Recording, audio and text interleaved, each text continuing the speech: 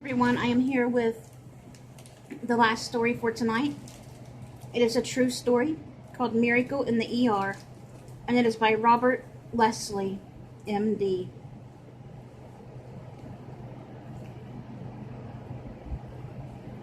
Two techs rolled 14-year-old Ben Stevens into the ER's trauma room with the results of the x-rays I'd ordered. A sprinter on his high school track team, he'd come in with a broken femur.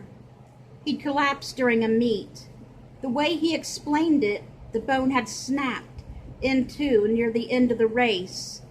He was healthy, strong. It didn't make any sense. One of the techs clipped an x-ray on the view box. I felt the blood drain from my face. "What's the matter, Dr. Leslie?" Ben's mother asked. I couldn't respond. The break was irregular, layered haphazardly like onion rings. Where the femur is broken, it looks like bone cancer, I finally managed to get out, and I'm afraid it's already fairly advanced.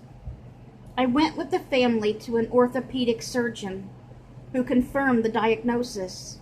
Ben's leg would have to be amputated, followed by chemo and radiation. Even with intensive treatment, his chances weren't that great. Ben's mother looked at the surgeon and then at me, gently patting her boy's shoulder.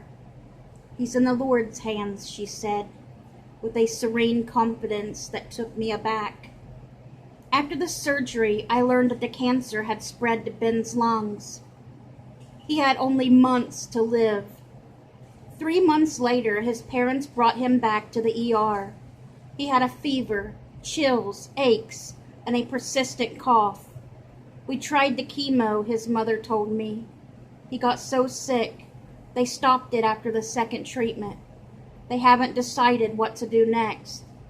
I turned my attention to Ben. "We'll need to get a chest x-ray," I said. "I want to be sure he doesn't have any infection in there.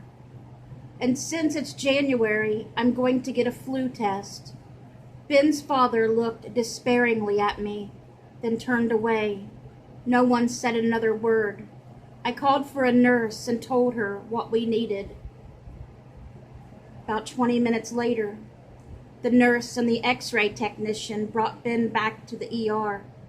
I had them put him in an exam room while I looked at his x-rays in another room.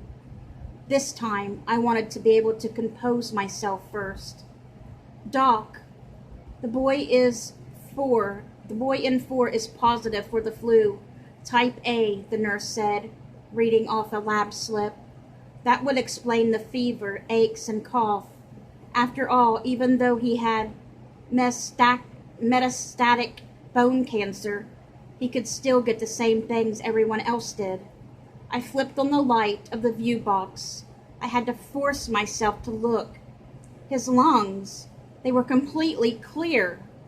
No pneumonia and no cancer. His tumors were gone. He just had the run-of-the-mill flu. I ran over to the exam room and told Ben and his parents the news.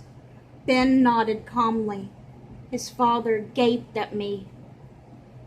His mother's hands flew to her mouth and tears flowed down her cheeks. Just as she said, Ben had truly been in God's hands. Good night, guys.